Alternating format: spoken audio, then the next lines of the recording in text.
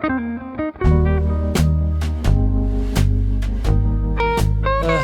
күн, құрметті жерлестер. Біздің темір подкаст жобамыздың кезекті айдарында ауылдасымыз, өзіміз мақтанышымыз Амандық Бакиев ағамыз қонақ келіп отыр. Еркін күрестен 3 дүркін Қазақстан чемпионы, спорт шебері, бүгінгі таңда Алматы қаласында бапкер болып қызмет атқаруда. Сонымен қатар ауылымызға келген жас жеткіншектер, жас спортшылар, қонақтарымыз бар. Жас күрес шеберлері, қош келдіңіздер. Енді жалпы алғаш сұрағымыз, ауылымызда дәстүрлі түрде өтіп жатқан деп айтсақ болады. Оқу жаттығу жиындар жөнінде қанша бала қатысуда, қай жақтан балдар қатысуда, осының қандай қызықтары бар, қиыншылықтары бар, тиімді тұстары бар деген секілді айтып өтсеңіз. Ассалаумағалейкум, құрметті жерлестер.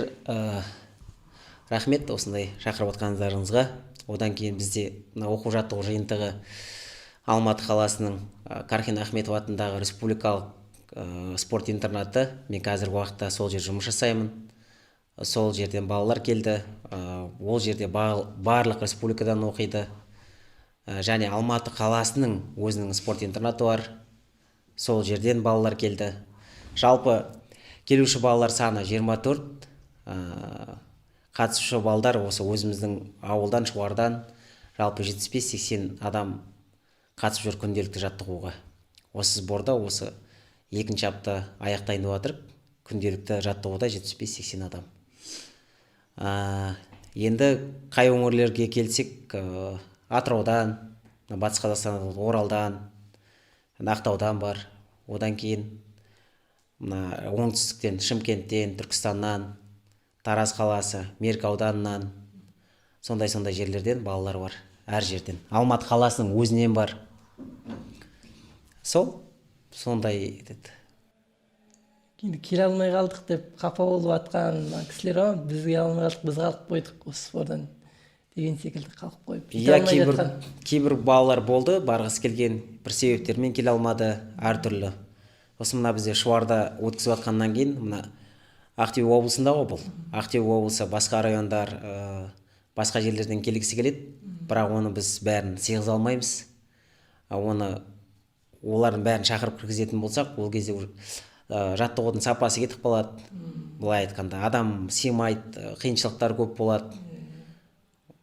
Сондықтан осы немен адам санымен тоқтап тұрмыз. Жалғастырып дейсіз. Енді шәкірттеріңіз сатып жіберсеңіз осы. Шәкірттерімді өзіміздің Алматы мен жұмыс жасайтын жерде Нұрсат оқушымыз. Қазақстан чемпионы, Азия чемпионатына қатысушы. Алматы қаласының айттым ғой, екінші интернат, спорт интернат. Сол жерде біздің достарымыз Расул Қалиев, сондай бапкерлер бар, Азат Сақаев деген сол кісілердің оқушысы. Біздер осы Қазақстан біріншілігінде биылғы 3-ші орын алды чемпионат Қазақстанда. Сол бізбен бірге жаттығуға келді. Біздер шақырдық, ұсыныс жасадық, бәріміз бірге жасайық деп. Соны қабыл алып, осы Шуарда қазір бізбен бірге дайындалып жатыр. Жігіттер енді сіздерге көптеген жаңағыдай халықаралық турнирларда ұтып жүрген балдар, екеуі де. Сайдың тасында іріктеп алып келген жігіттеріңіз. Сіздерге сбор қалай отыр? Ұнап жатыр ма? Қалай? Ауылымыз қалай екен жалпы? Әйтеуір тренинг қатты қиын емес, өзім ыңғайлы отыр, жақсы. Осы сбор біткен соң Алматыға тағы дайындал.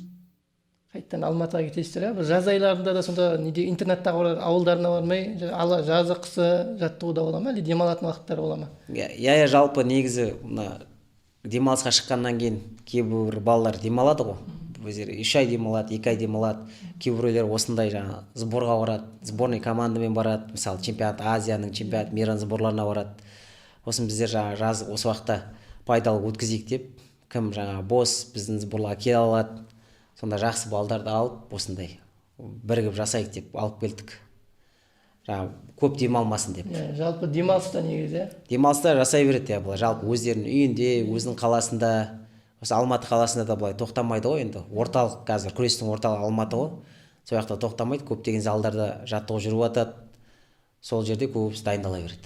Жаттығу жалғаса береді дейсіз ғой, әйтпесе бабын жоғалтып алады.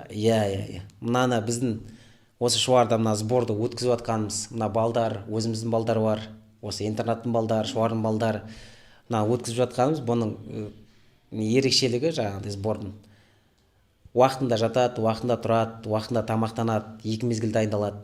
Басқа уақытта балдар сабақта ғой, 1 мезгіл жасайды, мысалы ауылдың балдары. Сондай жағдайлар бар. Мына сбордан көбірек пайда алады. Режим. Иә, содан кейін жарыстағыдай өтеді жаңа тренировочный процесстер. Сол. Бекислам айта берсін өзінің ойын. Қалай болып жатыр, не болып жатыр? Өзімнің ойым, сбор жақсы өтіп жатыр, күніге таңғы жаттығу бар, кеш жаттығу бар. Бүгін кеш жаттығу жоқ, сол демалыс бәрі жақсы. Тамағы да, тренировкасы да. Алматыға қарағанда кішкене жұмсағырақ дейсіз ғой, қанша дегенмен баяқта. Жоқ, енді Алматыға қарағанда тренировочный процесс бәрі ұқсас. Ұқсас, бәрі сол немен алып келеді. Ұқсас, нагрузкалар бірдей. Бұл жерде тек жаңағыдай әртүрлі жас аралығы болуы мүмкін. Пар, мысалы жеке парлар, мысалы азырақ болуы мүмкін, көбірек болуы мүмкін. Соған байланысты. Уровені мысалы төмен болуы мүмкін. Сондай. Бұлай енді тренировочный нагрузка ұқсас қой бәрі. Сол жобасы дейсіз. Жоба. Енді осы оқушылардың ішінен, шәкірттердің ішінен бала амандықты көресіз, өзіңізге ұқсайтын бала кездесіп қалатын уақыттар болмай, осы мен бала күніме келеді екен дегенде шәкірттеріңіздің арасынан. Енді мен өзім былай ол жағын көп ойламаймыз енді өзімді. Бірақ кейбір адамдар айтып жатады жаңағыдай. Саған ұқсайды, кезінде сен сияқты деп. Амандық қарашы ма, осындай бала бар, саған ұқсайды, күрес ұқсайды деп сонда кездескен уақыттар болды, айтып жатқан. Енді сол жаңа айтып отыр ғой, бала күніңіз деп, бала амандыққа не айтар едіңіз қазіргі таңда? Осы арада бүйту керек, мына сөйту керек деген сияқты енді адам ойы болады ғой. Мен так бала амандыққа енді былай айтса жіберген енді мысалы спорттағы жіберген қателіктер бар ғой, сондай нәрселер көбірек мен созылуды алар едім, например. Гибкіс дейді ғой, гимнастикаға барар едім күрестің арасында. Мысалы соған көбірек көңіл бөлер едім, мысалы. Гимнастика. Жүзуге, мысалы. Сондай нәрселерге. Бүгінгі таңда енді ұстазсыз жалпы айтады ғой, ата-ананың қадірін балалы болғанда білесің дейді, ұстаздың қадірін бапкер болғанда біліп жатсыз. Әрине. Оны көбісі айтады ғой былай, өзің күрескен жақсы деп.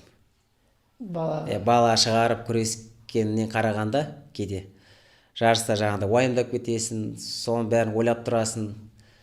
Былай айтсаң басқаша істейді, соны өзің жаңа істей алмағаннан кейін одан да өзің күрескен жақсы деген кездер болады. Әрдайым менде де болады, ол басқа тренерлер болып жатады жалпы. Сол енді былай айтқанда қызықты, және бір жағынан қиыншылықтар бар, сондай жұмыс қой бапкерлік. Әрдайым дамып отыру керек, бір жерде тұрсан, онда сенде спорттағы оқушылардың нәтиже азая бастайды деп ойлаймын мен. Енді андай өзінің жеңіске жеткенмен шәкірттің жеңіске жеткеннен ара жігі қандай, мысалы жеңісі. Өзіңіз бұрын жетістікке жеткенмен шәкірттің жетістікке жеткендегі эмоция ғой, былайша айтқанда. Екеуі ұқсас келеді деп ойдамын мен. Екеуі ұқсас келеді. Мысалы бала ұтқан кезде де өзің ұтқандай қуанасың. Өзіңнің оқушың, өзіңнің мысалы сен дайындап атасың. Оның еңбегің сен күнделікті айлаған, жылдаған, апталаған. Сол кезде шыны керек былай көп айырмашылығы жоқ. Мүмкін басым болар өзіңнен қарағанда оқушыңа қуану. Оза шапқан дейсіз. Енді жалпы жеңіс бар жерде жеңіліс бар. Осы жеңіліс тапқан кездерде өзіңізді қалай жігерлендіретін болдыңыз? Мысалы қиын ғой былай жалпы енді.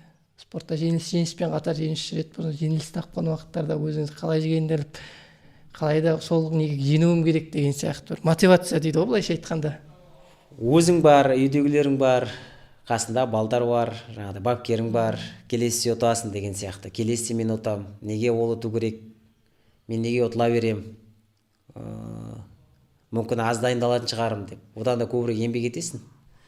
Солай өз-өзіңе заводқа беріп, настрой ұстап, жақсылап дайындалып.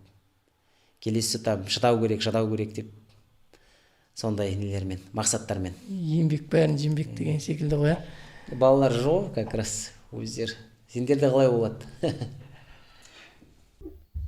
Бізде сол дәл сіз айтқандай ғой, ұтылса өз басымызды көтеріп ары қарай жалғастырамыз ғой. Рұқсат өзінде қандай? сол бекесалам айтқан қосыламын. Жоқ, мысалы сен Қазақстан ұттың былтыр, биыл не жетпей қалды? биыл сол дұрыс жұмыс істеген қарсыласқа тактика дұрыс болмады. Тактикалық тұрғыда ұтылдың да? Ыңғайсыз болды. Жалпы енді көбіне бабы шапма, бағы шапма дейді ғой. Кейбірі бар балуандар сәттілікті болады, сондай балуандар бар, жолы болғыш дейді былай айтқанда ше. Ондай да балуандар бола ма жалпы? Жолы болғыш деген сияқты. Бабы да келіп тұрады, бағы да келіп тұратын, қатар шауып тұратын. Бар, алаң қалаумен жалпы бар, кейбір балдарға байқайсың жаңағыдай жеребе жеңіл түседі. Мысалы мықтылардың бәрі бір жаққа түсуі мүмкін, ана балаға жаңағыдай жеңіл түседі. Соперниктері былай айтқанда слай болау. Чемпион Қазақстана, призер Қазақстана, жаңағыдай чемпион Азия бәрі бір жерге түседі да, ояқта ары кетсе облыс чемпионы, республикалық турнир жеңімпазы, бір призер Қазақстана деген сияқты сондай түседі. Оған жеңілдірек болады да кейде. Жеребе сондай. Бір жағы мықты болып кетеді, бір жағы әлсіз болады. Сондай мүмкіндіктер болады балаларда.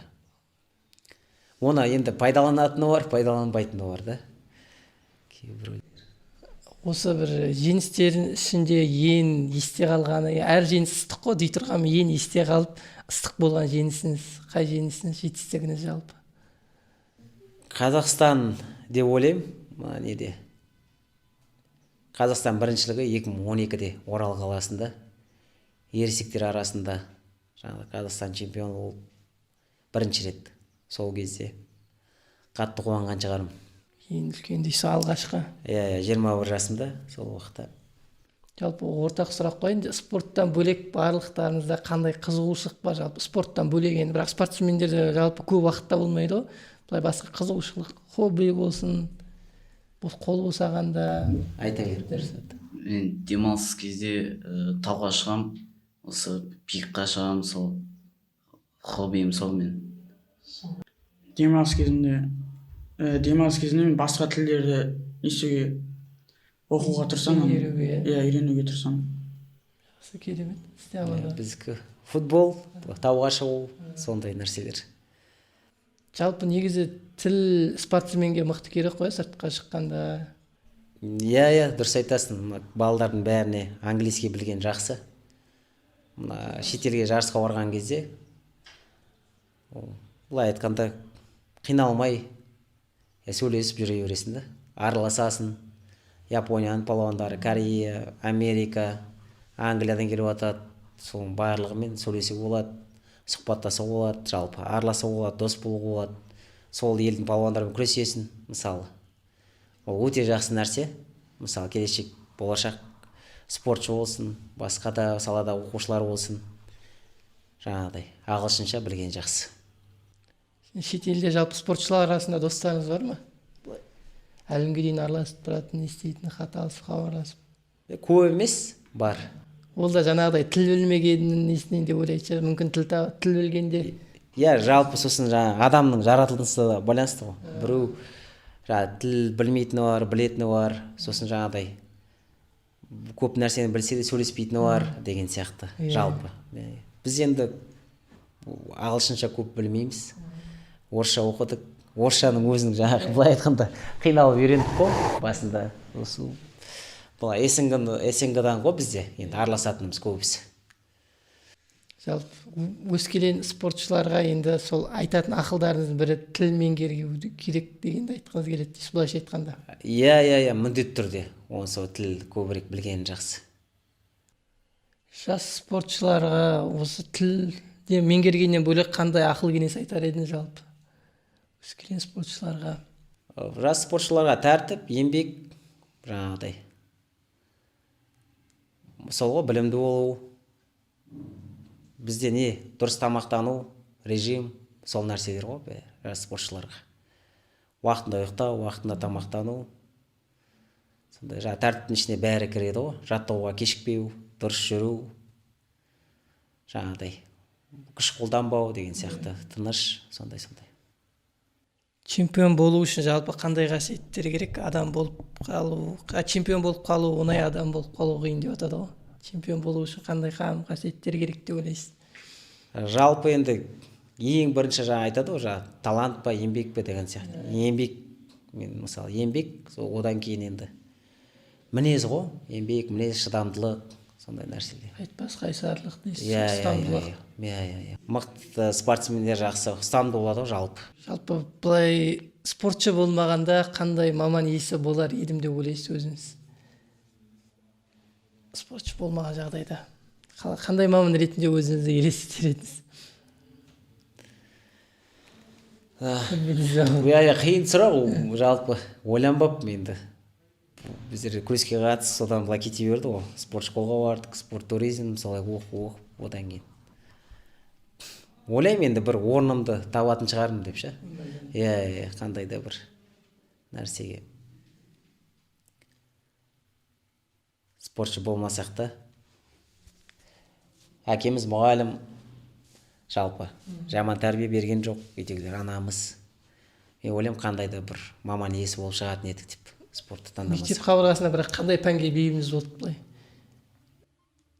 Ыңғайлы, өзіңіз сүйетін, жаныңызға жақын пән болды ма сондай?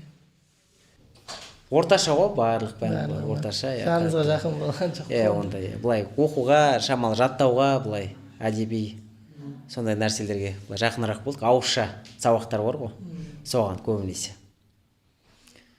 Онда физика, нелер, химиялар, мысалы формула не өте. Жігіттер, сендерде қалай сабақ жағы? Қиын емес пе? Сабақ пен спортты қатар алып жүру қиын емес пе жалпы? Сіздерге сабаққа шамалы жұмсақтау қарай ма? Бізге сабақ оқу қиындау кішкене. Тренировкадан кейін шаршап қаламыз, сабақ оқу қиын болып қалады. Сол. Бірақ мен ағылшын тілден жақсы оқимын. Қалған сабақтар қатты емес. Сенде қалай? Жақсы ма сабақ? Енді жақсы. Көбінесе орысша, сол орысша мен ағылшынша сәл былай не бар. Жалпы көптеген сборларға барып жүрсіздер, көптеген жарыстарға қатысып жүрсіздер. Бір қызықты бір оқиғалар болған кездер болды ма? Бір есте қалып қойған оқиғалар мүмкін? Менде тек Қытайға сборға барған кезде қызықтар көп болды. Танымайтын адамдар көрдік, үлкен қала. Сол тамақтары да бөлек, өте қызық қала. Менде ондай қызықты не болмады, сборлар. Сол бәрі бір-біріне ұқсас, қатты не көрмедім.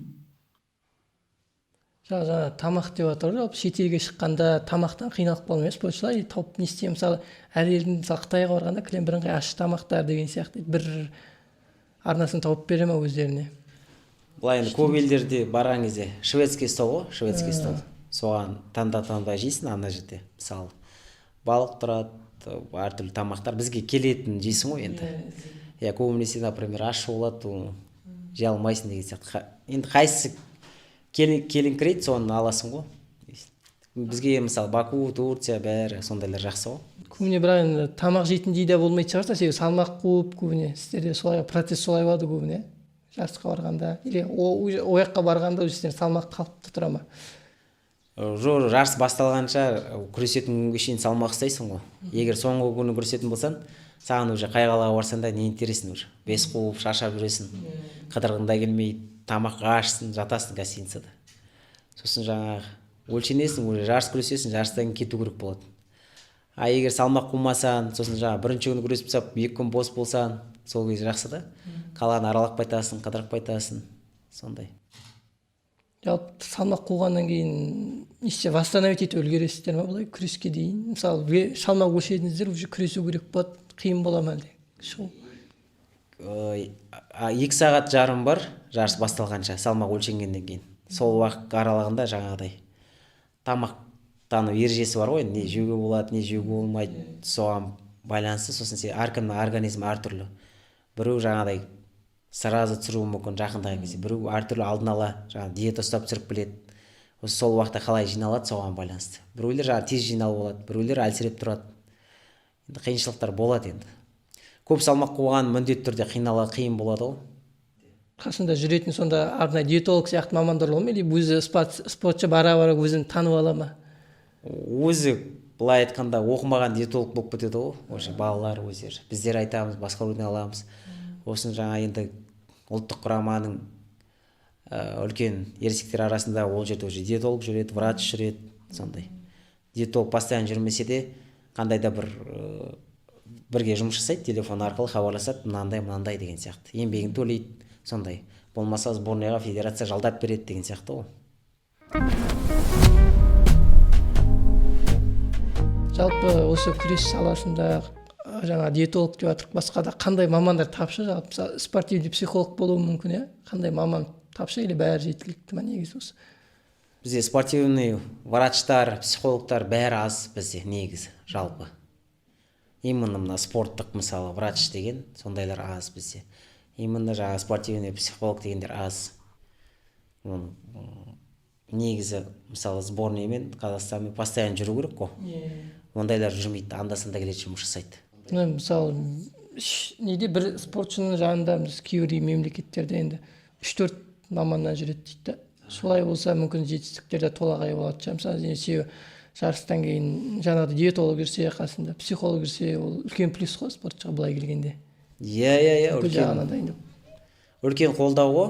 Үлкен қолдау жақсы, мен ойлаймын, нәтижеде жақсарады деп ше.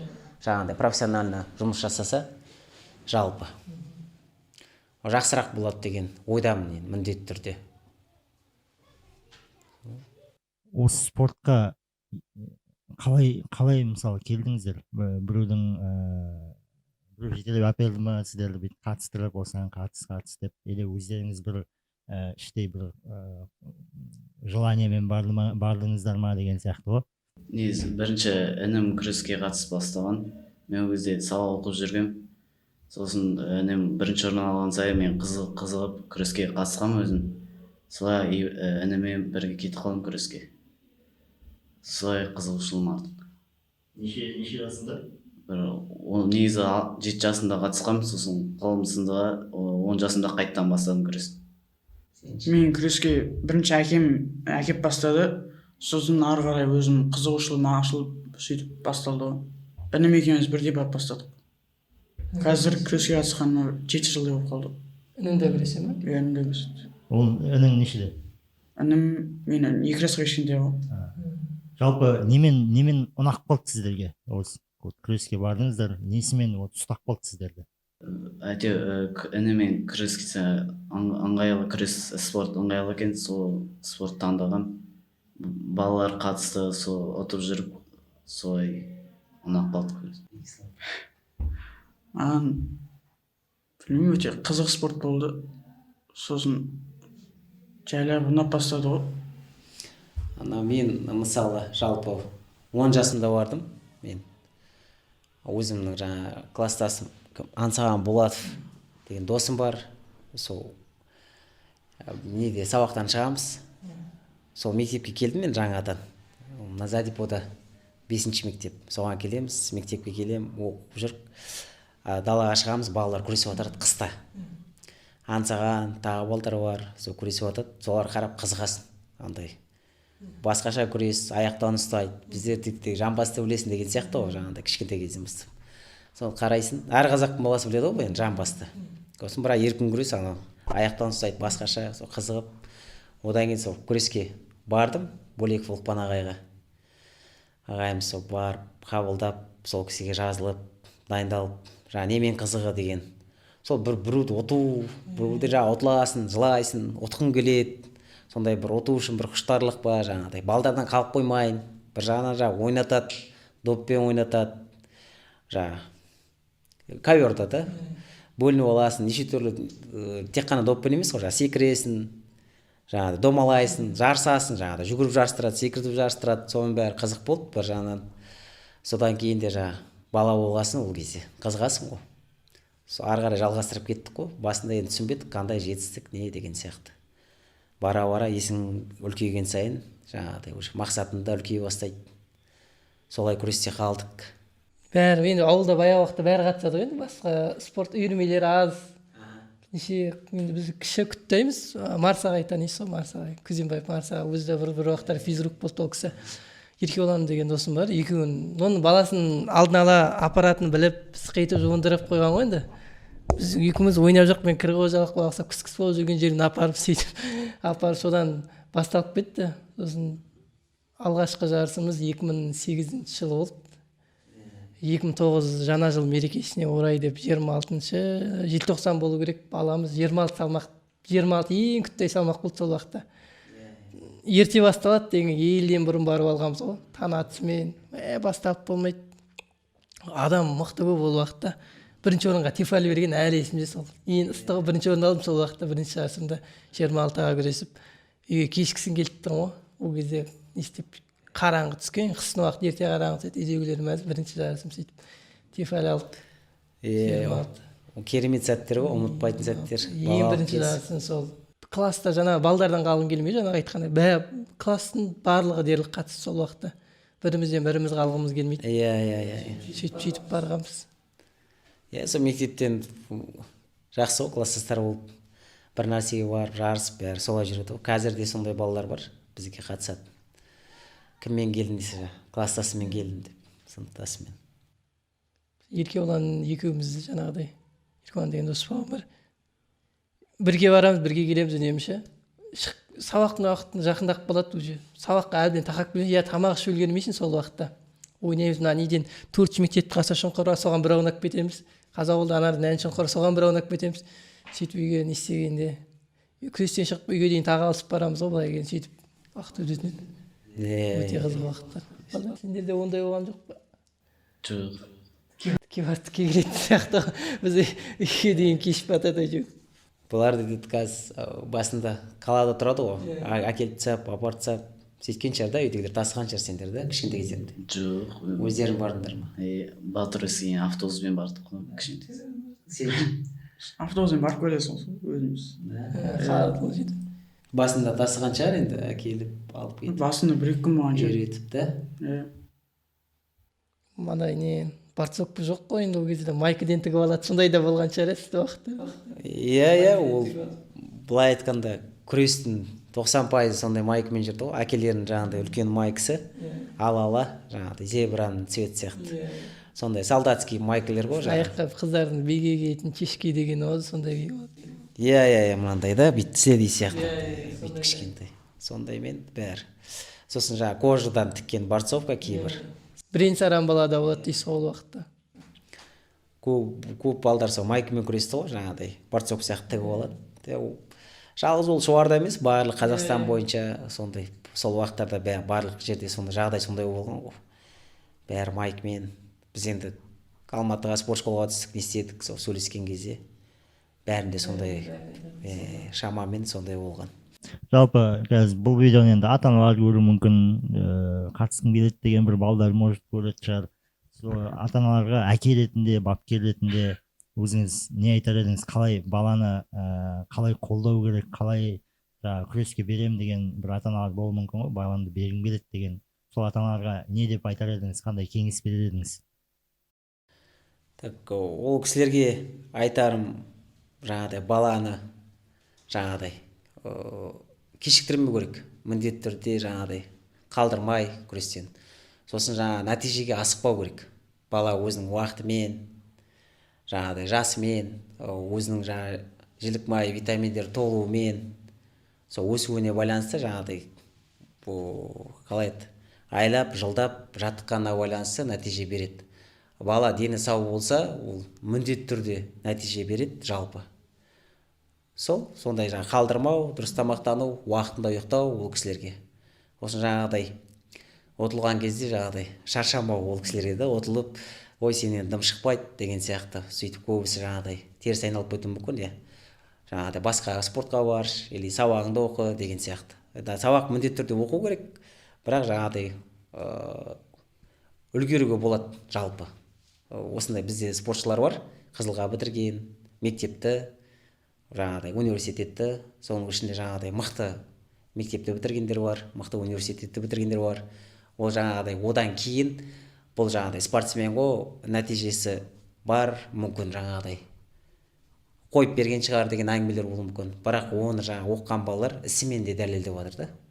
На самом деле білімді не просто так олар қызылға бітірген. Сондай спортшылар бар да, дипломаттар.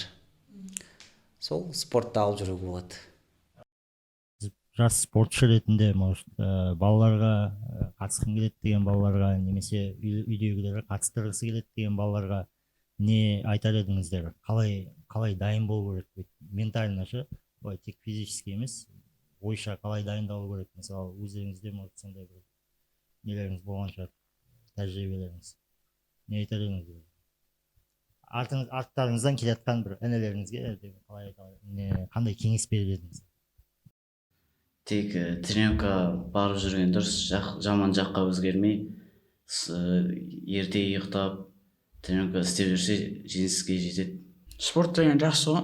Бос уақыттан далада ойнап күліп жүру емес, тағы да былай жақсы жаққа да несеге құртуға болады да. Спорт деген қызық қой тағы бір жағын. Жалпы енді шақырып жатсыңдар, не істеп жатсыңдар. Көп рахмет осындай жаңағы күрес жайлы. Жалпы сборны істеліп жатқан енді осы интернаттың балдарына да пайда болсын. Бір жағынан, екінші жағынан жазда босқа демалмасын деп. Екінші жағынан осы шуардың балдарына пайда істейсін. Көбірек еркін күреске қызықсын. Көбірек еркін күрес қатысушылар көп болсын. Сосын нәтижелі болсын деген мақсатта өткізіп жатық жалпы. Осы мына біздің еркін күрестің ата-аналарына көп рахмет. Осындай күтіп алып, ұйымдастырып, тамақтану жағын, жаңағыда поварды ұйымдастырып, бәрін өздері істеп жатыр. Сол кісілерге көп рахмет. Және мына Темір балалар жасөспірім спорт мектебі Руслан Кенжеғалиев бастаған ұжым керемет. Жаңа бізге зал беріп, жаңағыдай осы жататын жер беріп, ішінде қонақ үй да, жалпы соның бәріне көп рахмет. Балдардың қамы, балдар жақсы жатсын, жақсы тамақтансын деп, осын жаңа сборымыз жақсы сапалы өтсін деп, барлығымыздың ойымыз бір, жаңа әлемдік деңгейде осы Қазақстан бойынша шықсын, Шуардан шықсын, осы интернаттан шықсын деп, сондай мақсатта жұмыс істеп жатырмыз жалпы. Талаптарыңыз оң болсын, балдарды толағай табыстарға жетсін. Осының жетістіктерімен қуанып, тек алып ареналарда көк туымызды көкке желбірете берсін. Шәкірттеріңізге мақтанып отырыңыз. Енді келесі келгенде осы Олимпиада чемпионы ұстазы деген атпен сұхбат алып отырайық сізден. Рахмет үлкен. Әмин. Балалар енді чемпион мира болсаңдар келіңдер, ауылға қонаққа обязательно. Ұмытып кетпеңдер. Бұйырса екеуін жақсылап жоғарыға шақырамыз өзі.